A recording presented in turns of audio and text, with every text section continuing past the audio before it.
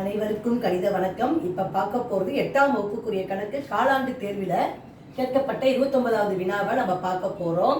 ஓர் எண்ணின் மதிப்பை 25% குறைத்தால் 120 கிடைக்கிறது எனில் அந்த எண்ணை காண்க அப்படின்னு கேட்டிருக்காங்க. இந்த கணக்கு பார்த்தீங்கன்னா புக்கில் எடுத்துக்காட்டு 4.2 உள்ள கணக்கு.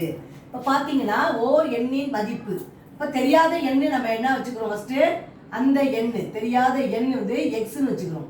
தெரியாத எண் எக்ஸ் என்க.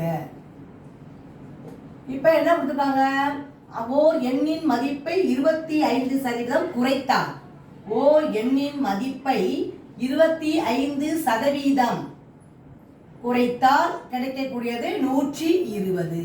இந்த கொஸ்டினுக்குரிய சமன்பாடை எழுதிக்கிட்டேன். இப்போ பார்த்தீங்கன்னா இது பின்ன கழித்தல் 100x minus 25x divided by 100 is equal to 120.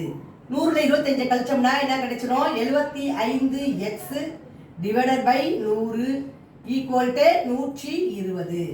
அடுத்த step 75x equal to 120 into இந்த 100 வகுத்தல் இருக்கு, அங்கே போனால் பெருக்கலுக்கு வந்துடும், வலது பக்கம் கொண்டு போகும் பொழுது.